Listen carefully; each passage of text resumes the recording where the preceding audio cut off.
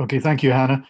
It's a great pleasure to welcome Mark Dickey Collas to give us this talk on ICES and his long experience of working in the sort of scientific civil service. In fact, he's just described himself as a scientific diplomat. And I think under the current circumstances of global climate change and also political upheaval, that's something we certainly need more of. Mark started out in his scientific career with a PhD at Port Erin on the Isle of Man. This was an exceptional laboratory, which has sadly shut down, and I now believe is being turned into offices and flats. However, that didn't damage Mark's experience there, and he moved from that PhD to working in Belfast, where he became a sort of scientist and with civil service leanings and helping to shape policy, etc. He also worked as a senior fisheries scientist and then a professional officer for ecosystem integrated advice at ICES, joining the ICES network in 1995 and the secretariat in 2012. And he's moved up through the ranks in ICES and is now chair of the advisory committee for ICES. So he's in an excellent position to see the evolution of the organization and the nature of the advice it provides, and critically how important that advice will be in shaping our future direction. So with great pleasure, I welcome you, Mark, to give this MASTS webinar. Thanks. Thank you very much, David. I'm going to share my screen.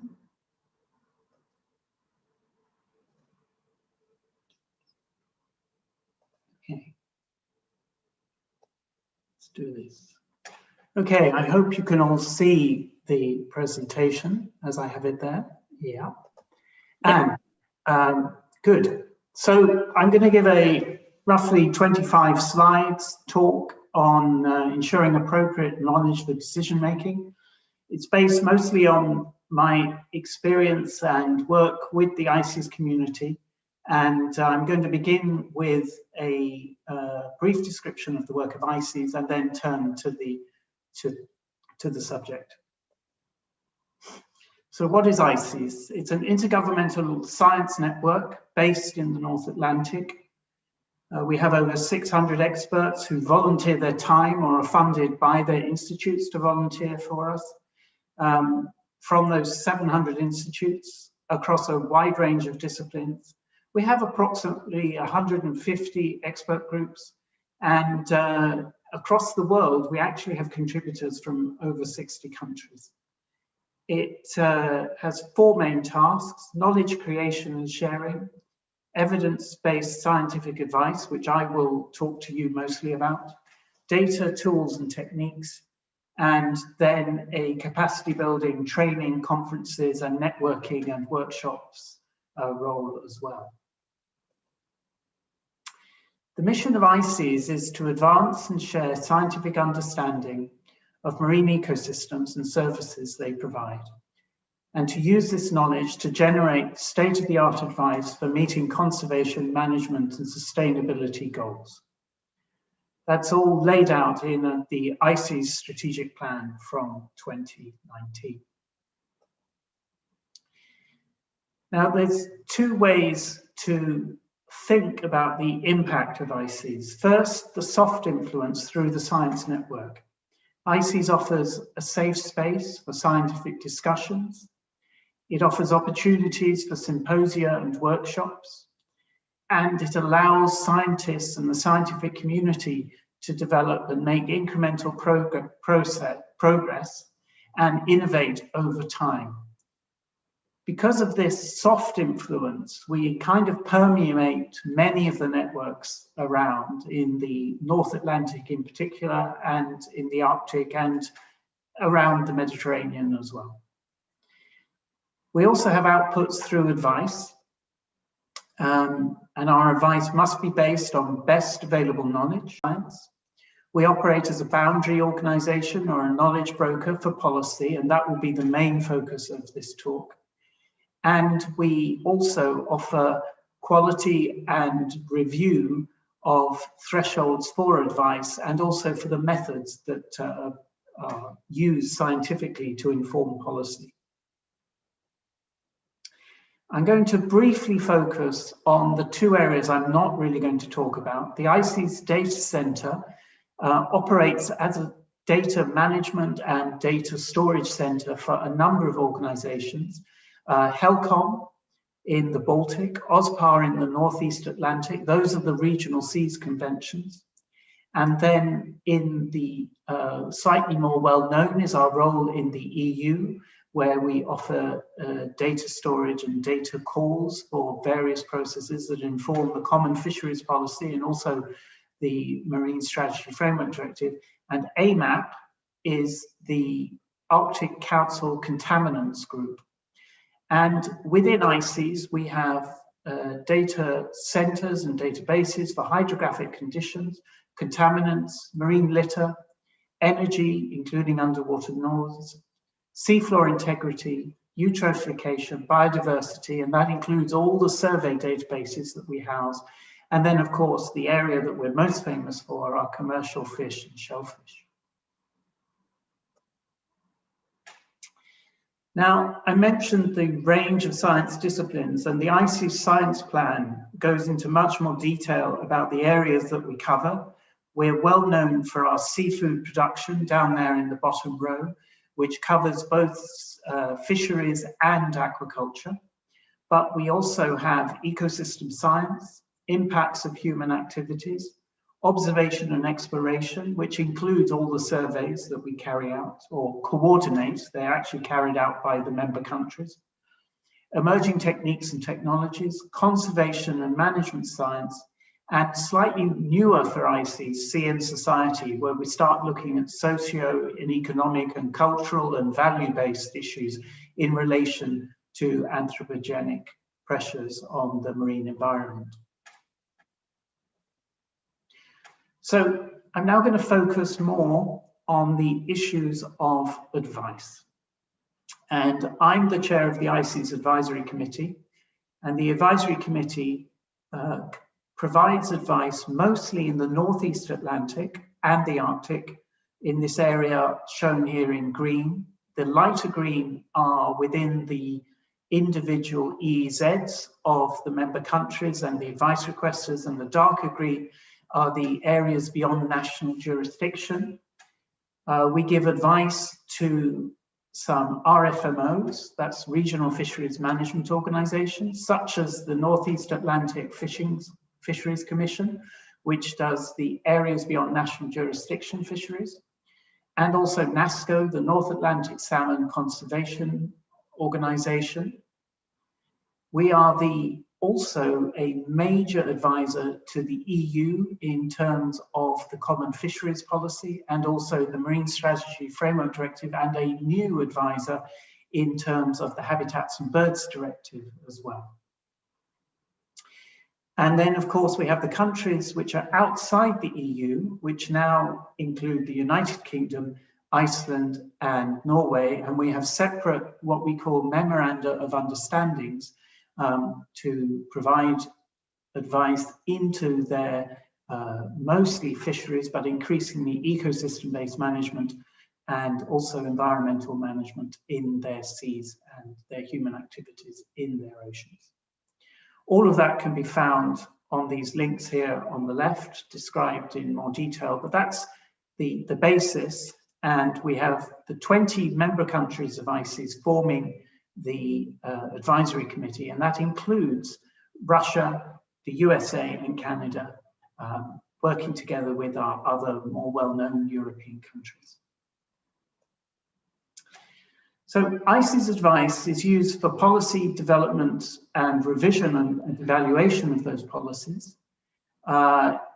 Very few people are aware that, in fact, a document in 2004 led to the setting up of the EU Marine Strategy Framework Directive, and that was developed with ICES as a partner, or main lead, in fact.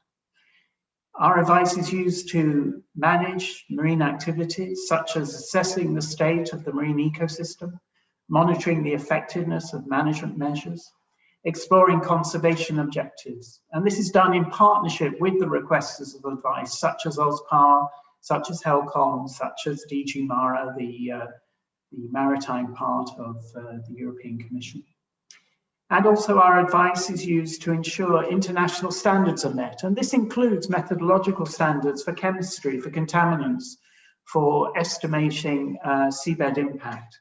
And so that is maintained as well as part of our advice.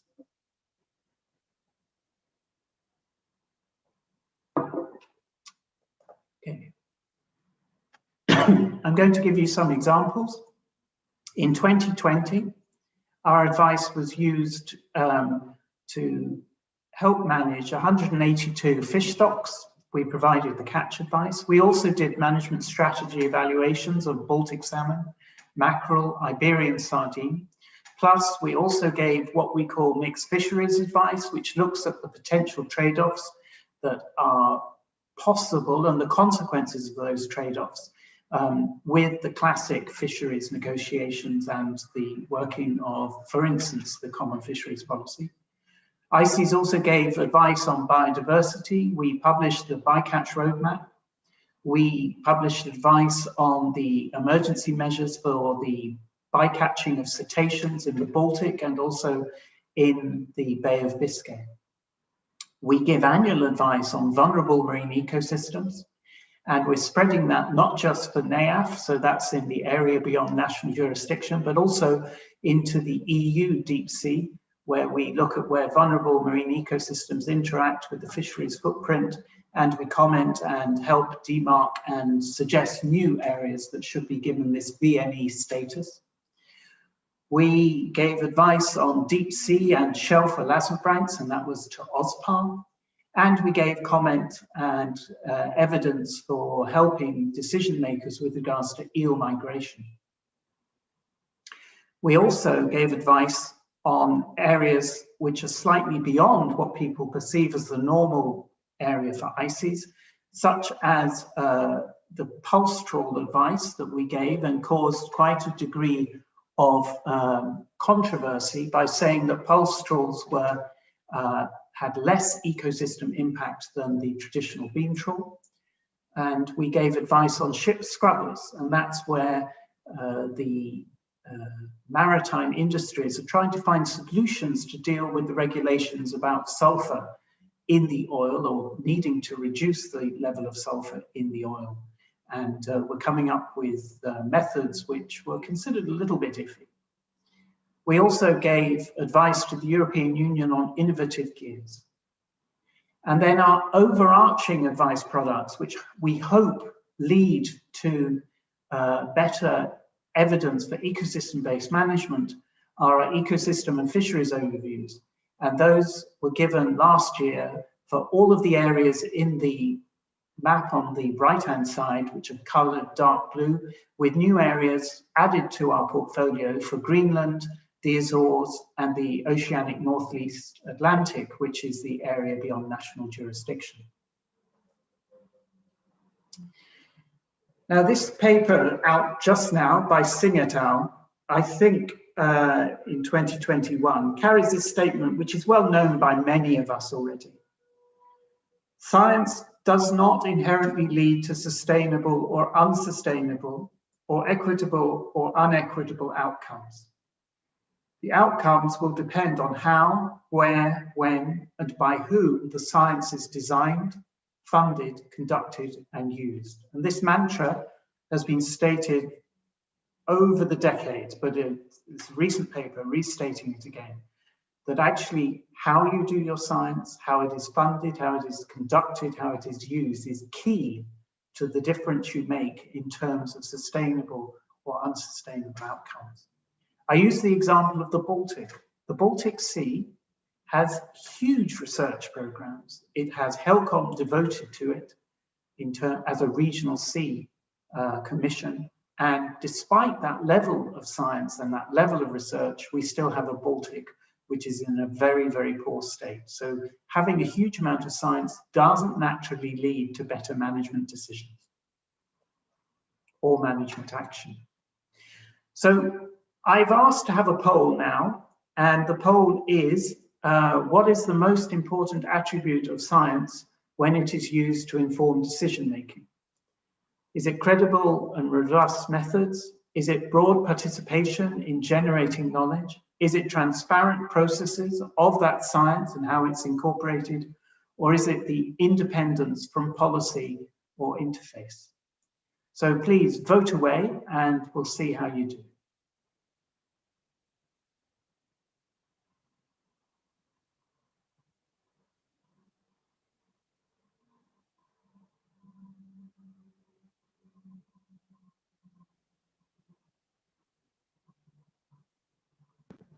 We'll give everyone just a few more seconds before we close this poll and everyone can then see the results.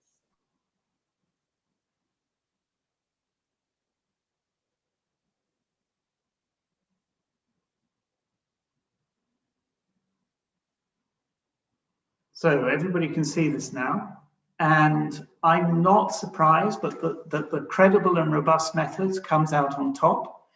And in fact, there are a few who say broad participation in general knowledge creation and transparent processes, and independence is considered less in comparison, but that's a huge majority for credible and robust methods.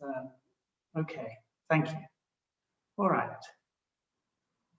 I'm now going to take you on an exploration of these issues, and we'll see how we do.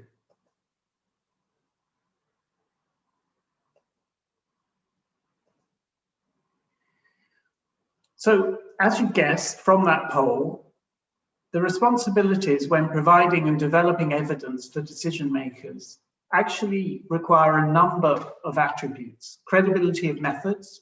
ICES is contractually obliged to provide best available science. It's written into almost all our agreements with requesters of advice. And in fact, many international treaties and supranational legislation demands best available science. There is the issue of legitimacy of engagement. There's trust and transparency as a partner. There's the whole issue of quality of information and the relevance of outputs. Now, those of you who know this field will know that I've basically run out here the cash 3 main attributes for best practice in terms of providing evidence to decision makers. And I've added the issue of trust and transparency. And I'm going to explore this further through the rest of the talk. And I'm using, unsurprisingly, ICES as the case study. Now, ICES' comfort zone in the 20th century was the 4 Meritonian norms of ethos of science. These are incredibly grand. And you could almost describe them as living in the ivory tower, or as Paul Demble would say, living in our cage. And these 4 norms are communism, universalism, disinterestedness, and organized skepticism. Now, ICES was particularly taken with the sort of the norms of disinterestedness. We are scientists, we are detached. And then also the organized skepticism. Our job as scientists is to challenge other scientists and have a safe space, as I've already said, for debate and for discussion. So we also in the 20th century, as you remember back to what I called the cash attributes, we, as your poll suggested, focus largely on the credibility of science. However, we had a loss of trust for both reasons of credibility and legitimacy in our roles. And by legitimacy, I mean having the authority to speak on a matter. We have many examples of giving poor fisheries advice. We made mistakes with Northeast Arctic cod in 1986.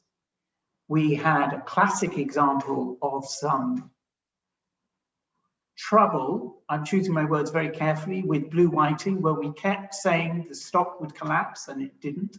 in the 2000s, the noughties.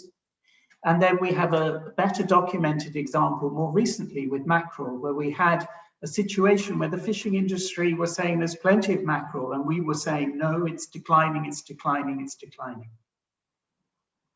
We also had problems where we, as an advisor, overstepped our role as evidence providers. In the 1980s and 1990s, a committee that we had called ACFM began to almost interpret its own normative objectives, decide what society really should be thinking in terms of the status of fisheries and the ecosystem. And a number of member countries and organizations began to criticize ICES for overstepping its role as scientists. We also independently applied the precautionary principles, and I think what we did was quite reasonable and was accepted by a number of people, but a number of countries said that we chose the risk thresholds and we chose how to apply the precautionary principle, which was overstepping our role.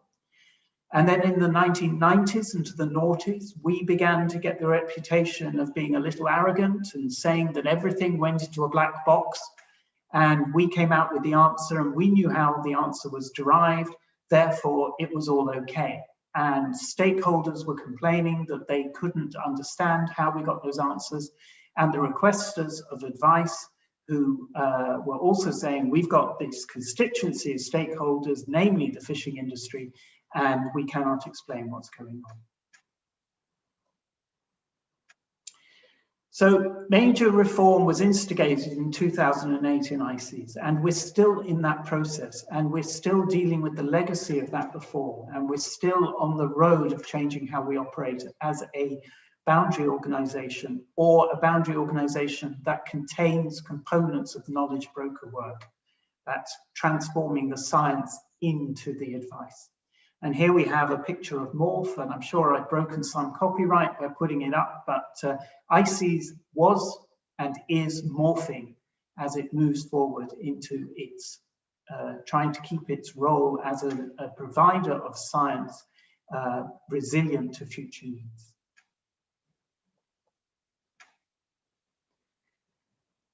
There's a call for new approaches to knowledge production.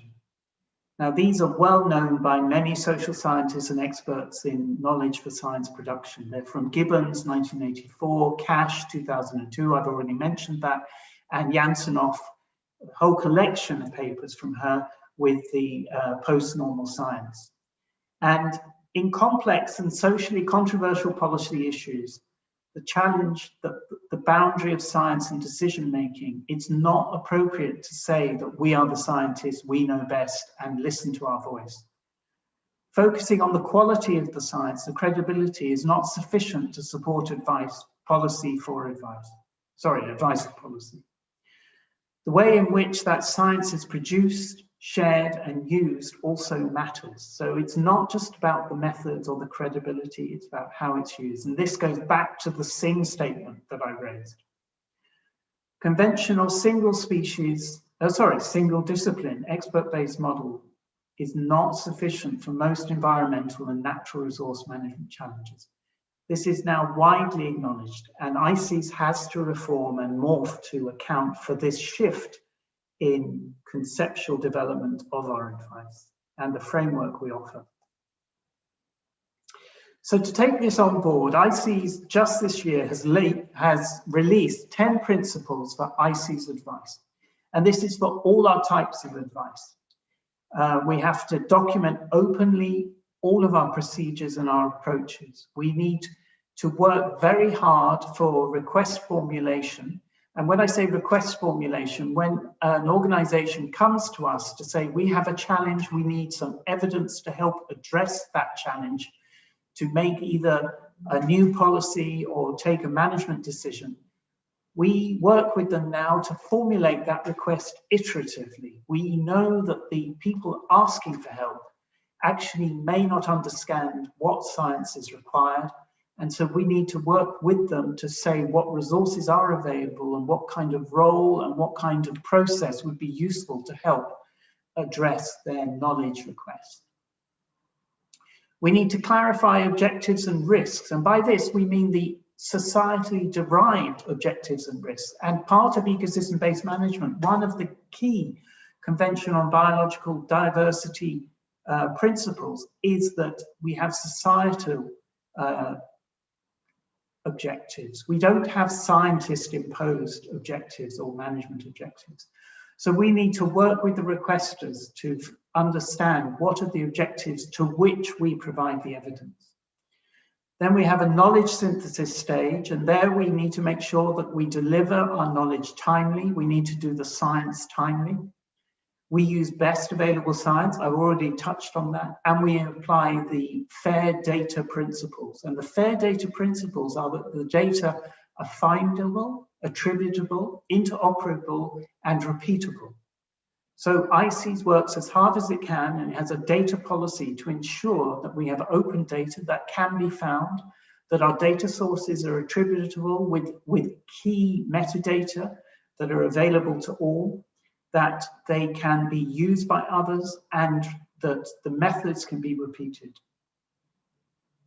Then we have a stage called peer review, and here we say that all methods must undergo peer review. And there are a range of different approaches for our peer review. And then we have advice production. And here we have three principles: create clear and consistent advice, agree by consensus. I once had a mentor when I worked in the Netherlands for 10 years, Neil Starr, who said science wasn't about consensus. Science is about right or wrong and probabilities. And he's completely right. But advice through ICES is about consensus, because we are working as a knowledge broker, taking the knowledge and making it usable by organizations, by managers, policy developers. And here we agree by consensus that it is appropriate. And then the 10th principle is we explain without advocacy. And this is a key part of maintaining our role as legitimate and trusted. We do not advocate for the uptake of our advice or our evidence. We say, this is what we've done for you. We think we've answered the question you've asked us. Take it, use it as you see fit. It's not our job to lobby that you will use our advice. And then we have a 4-step framework that links to those principles. I've already touched on it with those principles: request formulation, knowledge synthesis, peer review, and advice production. And this is valid for all our types of advice, whether it be the ecosystem overviews, whether it be our soon-to-be released aquaculture overviews, and also the standard fisheries advice, or the slightly more special requests that we get. So the request formulation is a dialogue to define a question, the objectives, and explore the available expertise that are available and the resources that are available to answer a request. Knowledge synthesis phase, and this is a phase we're quite well known for, because this is where the expert groups take place, where we use quality assured data and we create and synthesize knowledge in expert groups. Then we go to peer review, where we have independent review of methods, ensuring best available science, and advice production, where we draft the advice, publish with international consensus, and explain the evidence and the rationale. Another key thing here is we don't defend our advice, we explain our advice. That's linked to the not advocating for it. So, our transformation at ICES, and particularly with regards to ICES advice, is to broaden and deepen the knowledge base. Best available science means using knowledge from all sources. As we move into the Arctic, for instance, we need to work more with traditional knowledge providers. We also need to work more with fishers who understand many more of the dynamics in the oceans than we do with our sampling processes and observation processes. We require greater transparency and access to methods. We have agreed and are hoping that by the end of 2021, we will have open data where possible with accredited data flows. There's a clarity with regards to our role in terms of the management objectives and the risk thresholds that are acceptable, and I've touched on that. We are beginning to open our processes to stakeholders. There are a number of the advice and expert groups which are open to stakeholders now, and we're exploring further how to bring in stakeholder information. And by that, we mean not just the fishers, but also the NGOs as well. We require and we develop regular dialogue and scoping with the requesters of advice. So that's the regional fisheries management organizations and OSPAR and HELCOM and people like that. And also DG Mara and DG Environment and the DEFRA, for instance, and also Marine Scotland. We strive to understand the arena for decision making, and I can talk a lot about how scientists really need to understand how their products, their science, their knowledge products should be fit for purpose in the arena of decision making. I really have a problem with the decision support tools. I see them as discussion support tools because I know of almost no forum where a decision support tool can be used.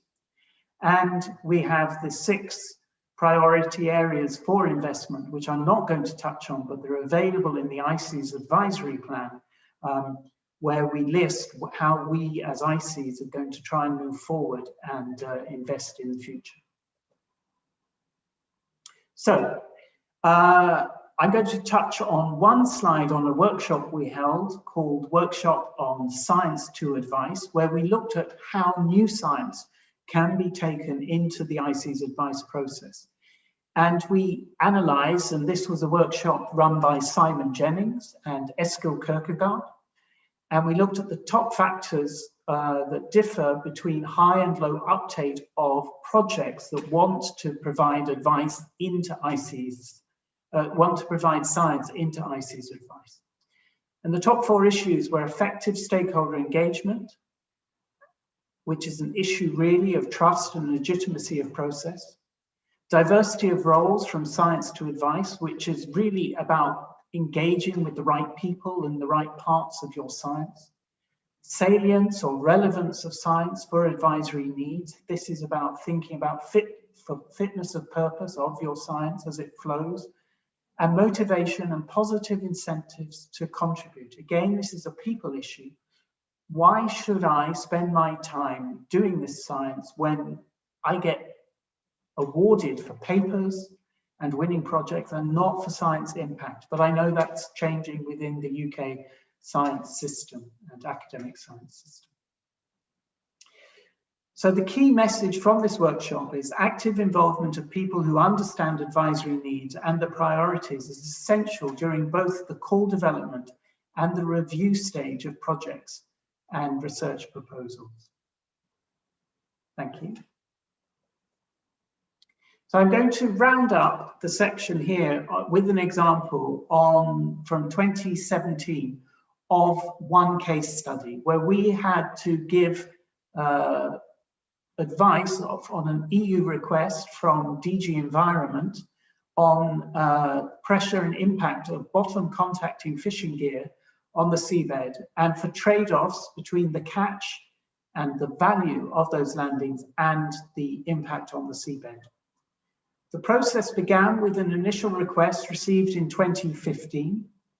It then went back after discussions between ICES Secretariat and the Advisory Committee back to the EU member states for further discussion and a formal acceptance of the request at the EU level. And I'm going to give the acronym. It was through the Common Implementation Strategy, GES Working Group, Good Environmental Status Working Group. The ICES Secretariat and the Advisory Committee then further clarified and agreed the request. And in essence, those 2 icons at the bottom show that it was the trade-off between seabeds in good environmental status and the value or the quantity of the catch landed. And on the left-hand side is one of the science outputs, which is a impact map of seabed fishing, by trawling on the North Sea seabed. Now, this horrific image is the basic process. In 2016, there were a number of working groups and we also took from previous advice. So we had the first box on the left-hand side is the advice to OSPAR from 2016.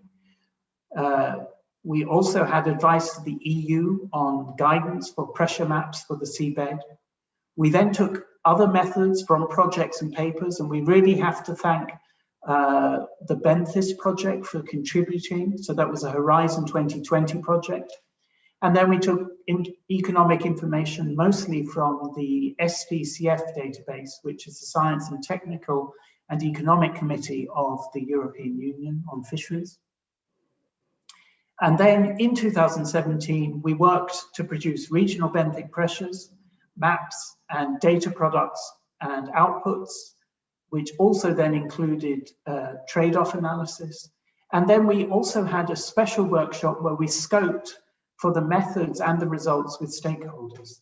And then that section went out to peer review, independent peer review.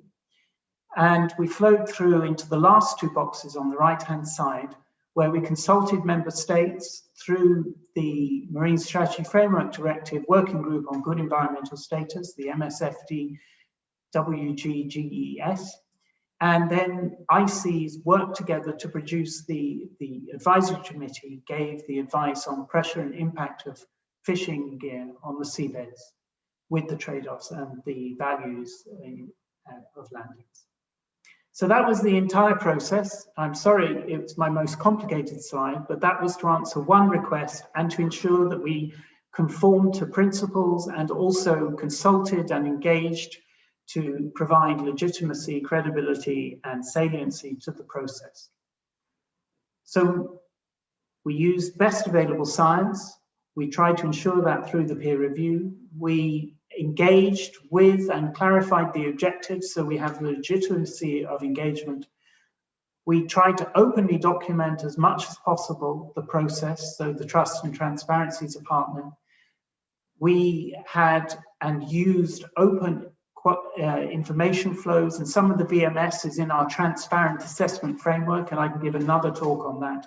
And we tried to ensure relevancy of outputs by consulting with the users of this information, the Marine Strategy Framework Directive Working Group on Good Environmental Status. So, ICES, to ensure appropriate knowledge for decision making. ICES is a polycentric science organization. As an intergovernmental organization, it is quite formal. We have a lot of committees, a lot of guidelines, a lot of procedures and rules of procedure. It is, however, also aware that the nature of its environment, its milieu, keeps changing, that it does adapt and transform to take on these challenges.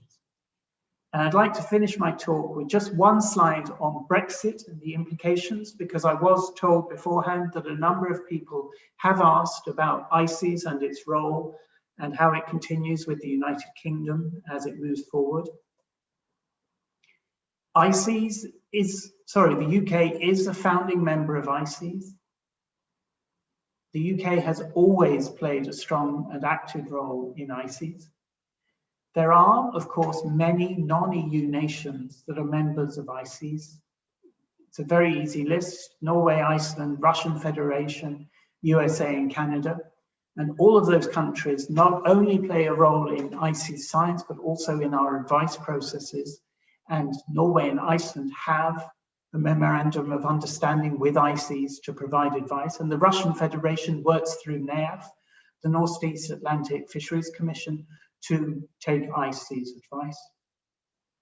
And in December 2020, ICES and the UK signed a memorandum of understanding to work together on advice for managing fisheries and other activities that affect the marine ecosystem. So it's not just the annual fisheries advice, it's also ecosystem-based management and the way in which the UK Fisheries Act covers issues such as bycatch and also biodiversity. So thank you very much. That is the end of my talk, and I'd quite enjoyed taking some questions. Thank you.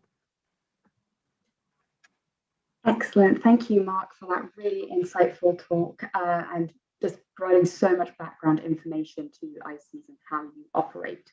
I've got a question here which was sent to me from Dave Patterson, and it was all kind of about that request for research and input from ICES. How is such an activity like that financed? How does it work? All ICES requests have to be given either by a government or an intergovernmental organisation. And that's a key rule which annoys some people. So individuals can't, or industries can't give us an advice. So, sorry, can't ask for advice. So, for instance, the UK, though, through its Memorandum of Understanding, can ask ICES for advice, and we will either have it already in the Memorandum of Understanding, or we will give a separate costing for that advice. And that costing doesn't cover the experts. The experts, as I said at the very beginning, are generally volunteers, either academics or from government institutes that offer their time to help move this forward. It's a very strange business model, but the cost that we do charge to either intergovernmental organizations or governments covers the internal ICES process and the peer review of those requests. I hope that helps answer the question, Hannah. Yes, thank you. And just following on from that, what happens when a consensus can't be reached with that peer-reviewed process at the end? How is it resolved? Okay, if we have disagreements with the peer review, we need to send the issue back to the scientists and the experts, and they need to address the peer review challenges. We say in our principles that the advice accounts for the peer review, so that's a little bit of wiggle room that we have, but if the issues are substantial, then it needs to go back to the scientists, to the expert groups, and we need to address those. If there's no consensus in terms of the advice, then we cannot publish that advice. And in fact, 3 years ago, ICES couldn't publish advice that had been requested on redfish in the Omega Sea because we couldn't reach consensus. A couple of years later, we did reach consensus. One of our vice chairs, Colin Lorden, managed very successfully to get all the member countries or representatives of the member countries to agree to that consensus. Okay, thank you so much. We are now going to delve into the questions that have been submitted by our audience. So if anyone hasn't submitted their question already, please type it into the Q&A box that you can see at the bottom of your screen. Or if you're watching on YouTube, then please just type it into the live chat and I'll be able to read it out from there. So we're going to go straight into the first question that was submitted, and this is from Ashley.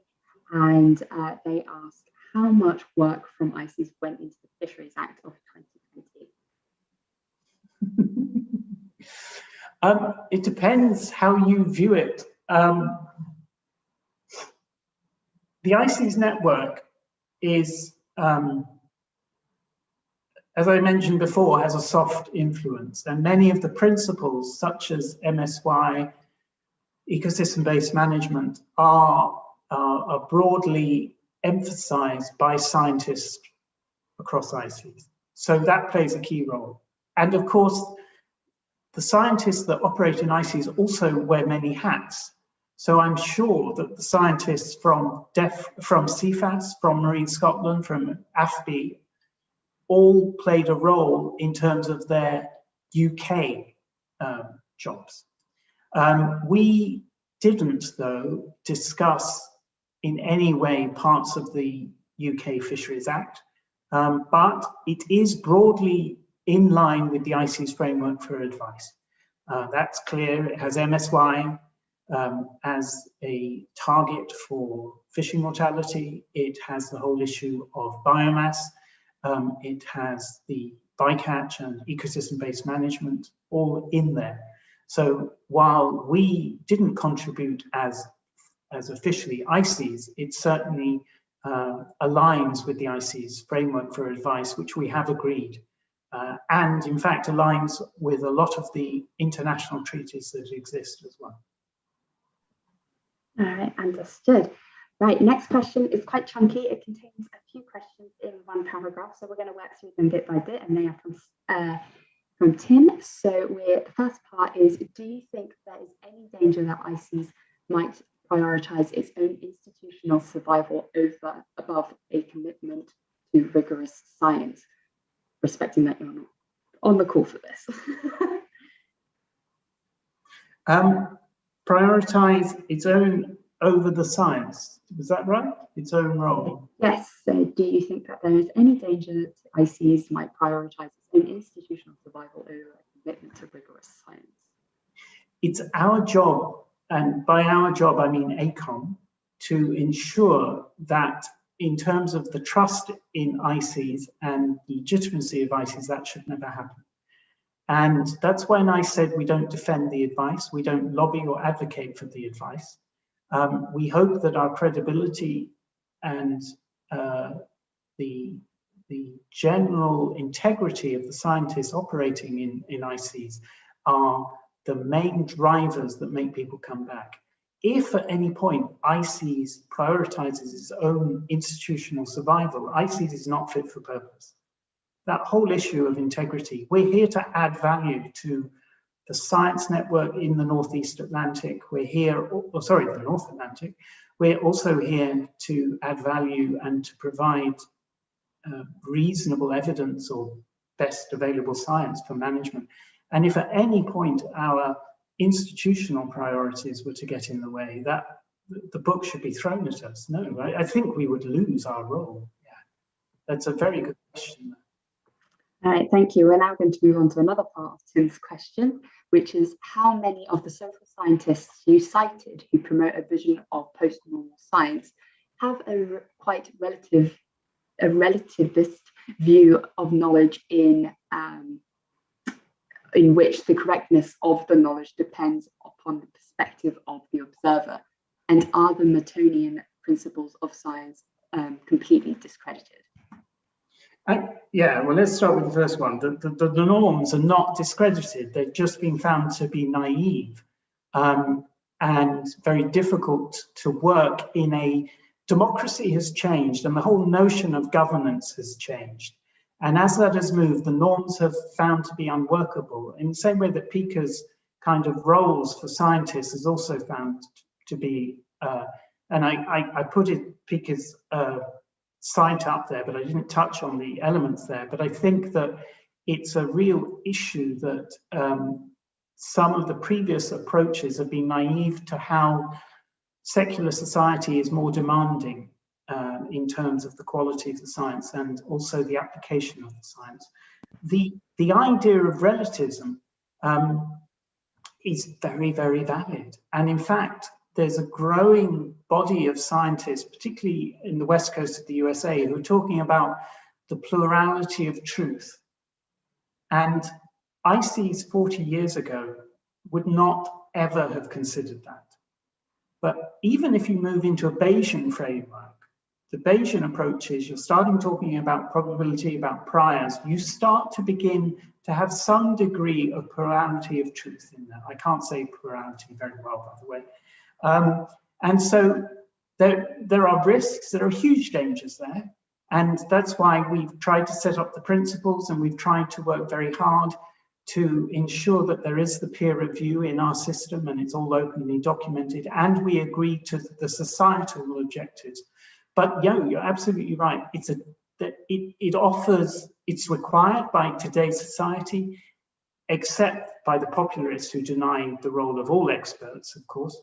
And yet there are dangers associated with that. Is that okay? Yes, thank you. We're going to move on to the next question from Danielle. How does ICES compare to other scientific advisory organizations in terms of respecting the boundary between advice and advocacy? Is this a broad issue? Is reform needed in some of these other organizations? All right. I'm chuckling because, of course, I'm going to tell you ICES is fabulous and the best going at this, but of course that would be indulgent. ICES is unique because we are in terms of fisheries advice, we are the only independent we have links to FAO, but we're not governed through the FAO system. That's the UN Fisheries Agriculture Organization. And we, for instance, operate in the Northeast Atlantic with NAF, the Northeast Atlantic Fisheries Commission, as their only advisor, and yet we're completely independent of NAF. We have a memorandum of understanding with them, and so we are the only people that advise them, and we are completely independent of them. And all the other regional fisheries organizations in the world do their own science. So that's one way of looking at it. But I think there was another issue there in terms of advocacy. And there we do go back to our Mertonian norms by saying that we still hold them and do try and maintain some degree of disinterestedness in the outcome. Is that helpful? Thank you very much, Mark. We're going to move on to Charlotte's question, which is, do you anticipate encouraging widening involvement in expert groups to include non-academic experts, such as practitioners, as well as academics and government agency advisors? We have a collection of guidelines, which is huge, 70 pages, but in there is a very important phrase, and it says that the people who join the expert groups are there because of their expertise, not their affiliation. So whoever your employer is, actually in the ICES context, as long as you state and agree to our conflict of interest statement, and at the beginning of every expert group, we expect the groups to discuss conflict of interest and agree that they can continue their work. So as long as you agree to the conflict of interest statement, then you, based on your expertise, which is judged generally by the chair of the expert group, then can participate. So who you're employed by or where you come from is not the issue, it's what you bring to the group that matters. Okay, thank you very much. Some of our groups are, though, closed still, particularly in the fisheries side, where you need to be nominated by a country. There's about 14 to 17 groups where that is out of the 150. Okay, understood. That's interesting to know. Our next question is from Anna, which is asking, how does ICES get funds for doing all this work? We have two main funding mechanisms. The first one is through our member countries' contributions, and each country pays a contribution to ICES, and that mostly covers the science network. And then the advice work is paid for through the grant agreements and memorandum of understanding that we have with all those organizations that I showed at the beginning of the talk on the map with the green big advice area. So those people who ask advice are charged, and or we have this memorandum of understanding mechanism, or the science is carried and the conference work, etc., and the trainings, you know, those are dealt with through member states, and also actually some of the training that people also pay to join the training courses. Okay, and the next question is from a previous colleague of yours, Mark, I believe, Andrew Briley. He says, hi Mark, nice beard. Do you think ICES will ever get to fully ecosystem-based fishery management for the North Sea as a whole? EBM is a journey, and I'm going to do an advert. I'm giving a keynote at the Fisheries Society of the British Isles annual conference later in the year, and I'll be talking about EBM, ecosystem-based management. And EBM is a journey, and it's based on principles, and how you get there and where you get there actually is very, very difficult to judge. And it's a key question that I've joined a group actually with various people from the US, Australia, where we're trying to decide, how do you evaluate when and where you get to ecosystem-based management or ecosystem approach? It's a real tricky one. But the way I'm selling it at the moment is there's a set of principles, and they need to guide your progress, your iterations as you move forward.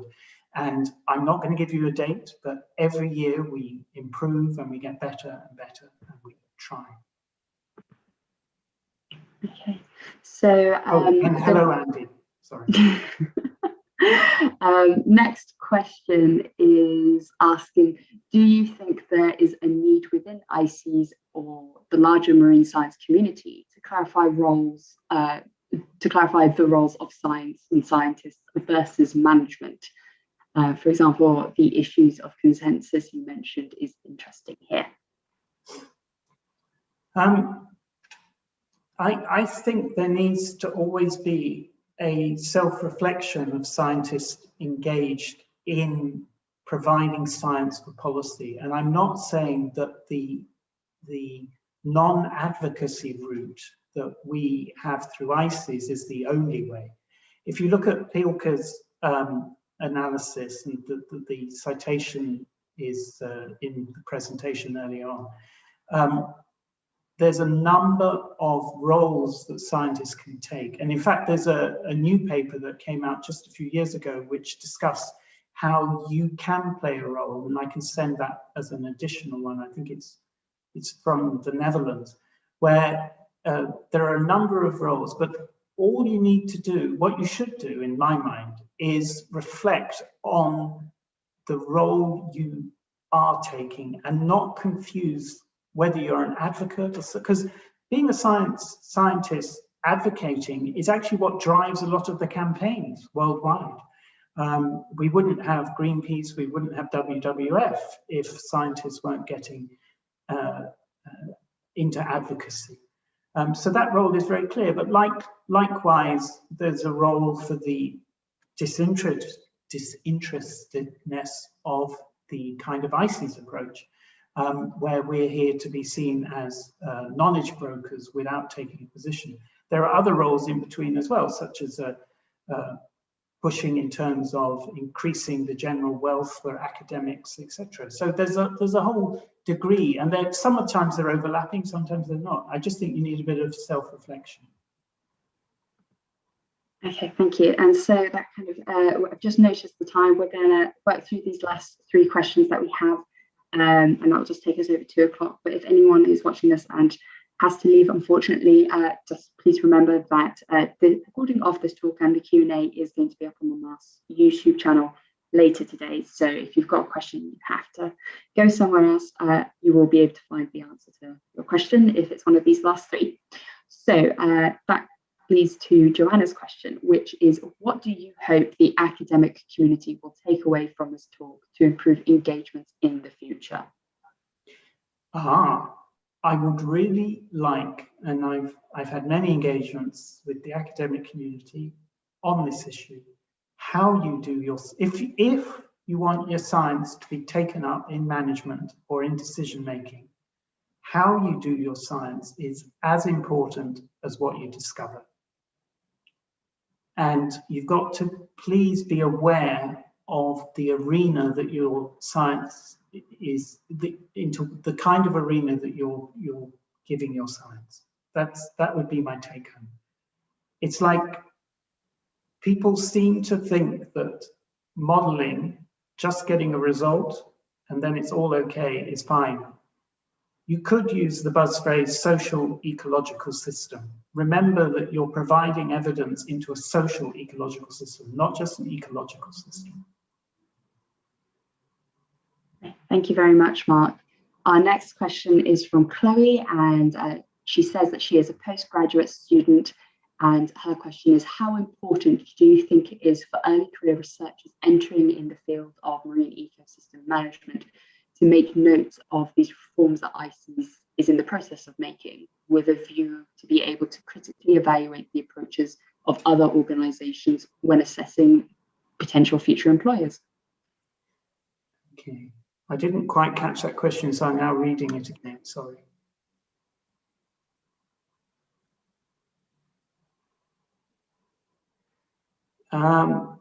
Well, I think actually it is quite relevant to be to make future employees aware that you are aware yourself about some of the challenges in terms of taking your science out there. I'm looking at the question again, sorry.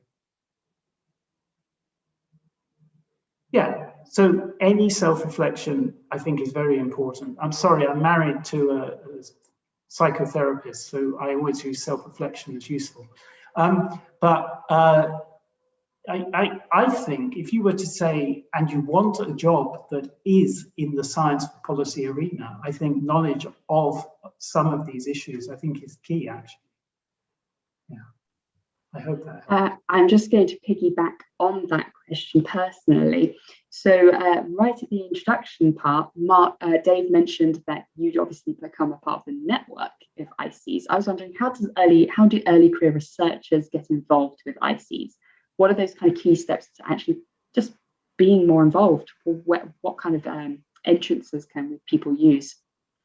Well, the annoying thing is there's no major resourcing mechanism. Okay, so that's key. You have to find some way to resource your participation. Having said that, the IC's Early Career Conference, Early Career Scientists Conference, does have the opportunity for people to meet and work and network. And apparently I've heard, I've never taken part in it, but apparently the networking that occurs at those conferences lasts for decades. And the Early Career Scientist Network is extremely important. And the conference occurs every 4 years with our sister organization in the North Pacific, Pisces. And in addition to that, at our annual science conferences, we have a number of events specifically for early career scientists. We have a growing awareness within the expert groups that we need to give space to early career scientists. And we're aware that the old image of the silverback males hanging around and deciding everything, one, it doesn't exist anymore, and two, we need to make sure no one imagines that ICES is like that. So there's also the training courses, but most of these require some degree of resourcing coming from outside ICES to participate. Another way is to follow us. I'm going to do a real advert here. Follow ICES on Twitter, follow Facebook, LinkedIn, etc. That's a little more of keeping up to date, seeing the dynamics of the organization rather than face-to-face or substantive engagement. Yep, and for anyone who's can see the screen, obviously, there is the Twitter handle right there on the left-hand side. We're now going to move on to our final question before we close today's webinar. And this question is saying, Mark, you precisely described the iterative step between ICES and its clients in which advisory requests are clarified and met. This step is probably becoming more important as ICES is expanding its advisory portfolio to new areas, including the transition to ecosystem-based advice and the ambition to include social and economic advice dimensions. Is this step made transparent currently? Can it be made more transparent? Could you say who that's from? Because I can get.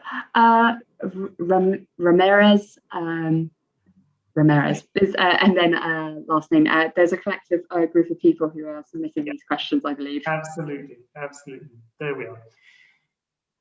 There is the objectives are transparent now. We're quite clear about the objectives. The risk thresholds we're in discussion.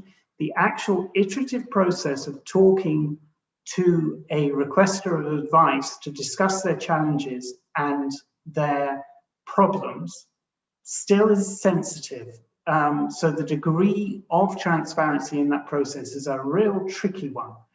If you know that a manager has an ongoing problem with biodiversity, but they really struggle to highlight how important that is, and they want ICES to give advice to them on that, do we then say that transparency and good governance requires that the very fact that a requester has come to you with a problem should already be told to everybody else? So there's a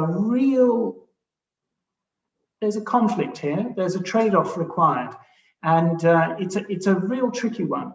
And we're setting out the principles, and we hope that will help. But there is also, in the same way, the need for a safe space for scientists. There is also a need for safe space a little bit to discuss with the requesters, with the governments, what they think their problems are and how do we move forward.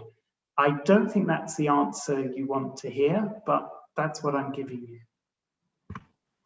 Okay, and that is the end of our questions that have been submitted. So that leaves me to say thank you very much, Mark, for giving us all a great talk about ICES. And for anyone who wants to recap on anything that was spoken about today, please check out the MASTS YouTube channel and you'll be able to find the recording of this talk and the Q&A here. Thank you to our audience who are joining us on YouTube and to everyone who stayed with us throughout the entire Q&A. So that leaves me to say thank you very much, Mark. Thank you. Thank you very much for the opportunity. Bye-bye. For anyone who is still with us, I would just like to highlight next week's talk. It is Brian Quinn from the University of the West of Scotland, and his talk is titled Developing Rapid Diagnostics to Assess Fish Health for Aquaculture. We are going to be back